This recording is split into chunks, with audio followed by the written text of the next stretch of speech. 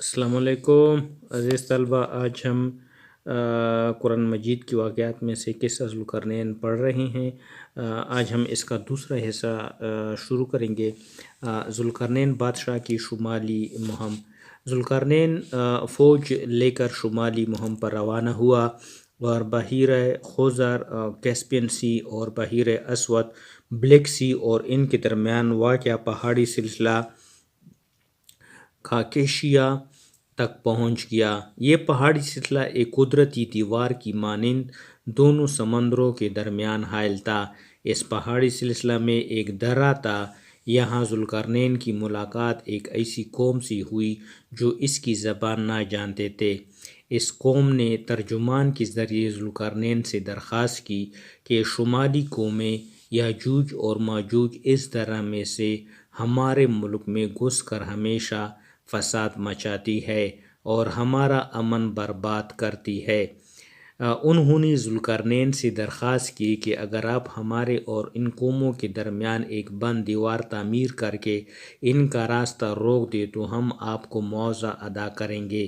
ذوالقرنین بادشاہ نہایت فیاض، رعایا کا ہمدرد اور خیرخواہ بادشاہ تھا۔ اس نے ان سے کہا کہ مجھے تمہارے معاوضے کی ضرورت نہیں، اللہ جل شانہ نے پہلے ہی مجھے بہت کچھ دے رکھا ہے جو میرے لیے کافی ہے۔ ہاں، اگر تم لوگ افرادی قوت مزدوروں کے ذریعے میری مدد کرو تو میں ان دونوں پہاڑوں کے درمیان ایک طاقت اور مضبوط دیوار بنا دیتا ہوں۔ یاجوج اور ماجوج۔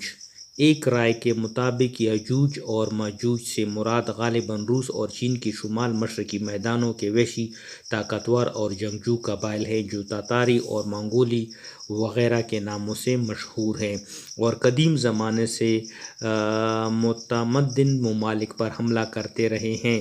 ان کے حملوں سے بچنے کے لیے قفقاز کے جنوبی علاقے میں ذوالقرنین نے ایک 50 میل لمبی مضبوط دیوار سد ذوالقرنین تعمیر کی تھی اور انہیں سے بچنے کے لیے چین کے شہنشاہ ہوانگ لی نے 1500 میل لمبی دیوار چین تعمیر کروائی تھی۔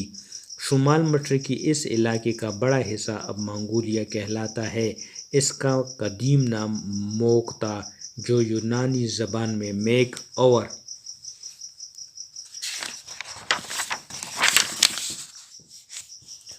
میگاک، انگریزی میں گوگ ماگوگ اور عبرانی میں ماجوج ہو گیا۔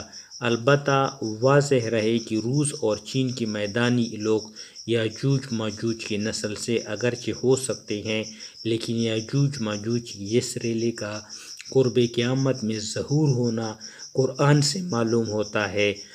وہ یہ نہیں، نیز دیوار چین وغیرہ وہ سد ذوالقرنین نہیں جس کا ذکر قرآن حکیم میں آیا ہے۔ حقیقت یہ ہے کہ اس دیوار کا یقینی طور پر کسی کو بھی علم نہیں کہ وہ کہاں ہے۔ اہنی دیوار کی تعمیر۔ ذوالقرنین بادشاہ کے حکم اور نگرانی میں دونوں پہاڑوں کے درمیان درہ میں دیوار کی تعمیر کا کام شروع ہو گیا۔ ذوالقرنین نے کہا کہ مجھے لوہے کی چادریں لا کر دو۔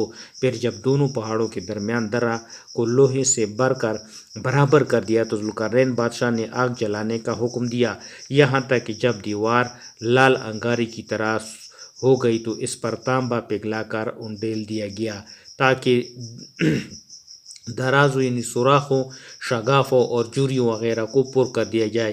یہ دیوار 29 فٹ اونچی، 10 فٹ چوڑی اور 50 میل لمبی تھی۔ یہ دیوار ایسی مضبوط ہو گئی کہ یاجوج ماجوج نہ تو اس کے اوپر چڑھ سکتے تھے اور نہ ہی اس میں کوئی سوراخ کر سکتے تھے۔ ذوالقرنین بادشاہ کا شکر بجا لانا۔ انتہائی بڑی اور مضبوط دیوار تعمیر کرنے کے باوجود ذوالقرنین بادشاہ نے تکبر نہیں کیا بلکہ اللہ کا شکر ادا کیا اور کہا کہ اللہ جل شانہ کو فضل ہے کہ اللہ نے مجھ سے اتنا بڑا کام لے لیا۔ یہ دیوار اس وقت تک قائم رہے گی جب تک اللہ چاہے گا۔ یاجوج اور ماجوج نہ تو اس دیوار کو پلانگ سکیں گے اور نہ ہی اس میں سوراخ کر سکیں گے۔ ذوالقرنین بادشاہ کی دیوار اور یاجوج ماجوج کے بارے میں پیشن گوئی۔ ذوالقرنین نے ان لوگوں کو پیشن گوئی سنائی کہ قیامت کے قریب اللہ کے وعدہ کے مطابق یاجوج اور ماجوج اس دیوار کو توڑ دیں گے۔ یہ وعدہ بالکل سچا ہے اور یہ پورا ہو کر رہے گا۔ سورۃ الانبیاء کی آیت 92 میں بھی یاجوج اور ماجوج کا ذکر ہے کہ حضرت عیسیٰ علیہ السلام کے نزول کے بعد اللہ کے حکم سے یاجوج اور ماجوج قوم ذوالقرنین کی بنائی ہوئی اس دیوار کو توڑ کر باہر نکل آئیں گے اور ہر ٹیلے اور پہاڑ سے نیچے اترتی چلی آئیں گی۔ احادیث میں آیا ہے کہ یہ قومیں دنیا میں بڑا فساد مچائیں گی، پھر اللہ ایک بیماری کے ذریعے ان سب کو ہلاک کر دے گا۔ قصہ ذوالقرنین میں ہمارے لیے سبق: اگرچہ دنیا میں ہمیں مال و اسباب کی کثرت اور طاقت قوت حاصل ہو تو ہمیں اس پر اللہ کا شکر ادا کرنا چاہیے، کیونکہ اللہ شکر ادا کرنے والوں کو نعمتوں میں اضافہ فرماتا ہے۔ اللہ کی دی ہوئی مال اور طاقت کو لوگوں کی فلاح و بہبود اور مستحقین کی مدد کے لیے خرچ کرنا چاہیے۔ کسی بھی نعمت کو اپنی محنت کا حاصل سمجھنے کی بجائے محض اللہ کا فضل سمجھنا چاہیے۔ ہمیں بھی ذوالقرنین بادشاہ کی طرح لوگوں کے ساتھ رحم دلی اور نرمی کا برتاؤ کرنا چاہیے، ہمیشہ تکبر سے بچنا چاہیے اور اللہ کی یاد سے غافل نہیں ہونا چاہیے۔ حاضر ہوتے ہیں ایک نئے ایپیسوڈ اور نئے واقعے کے ساتھ۔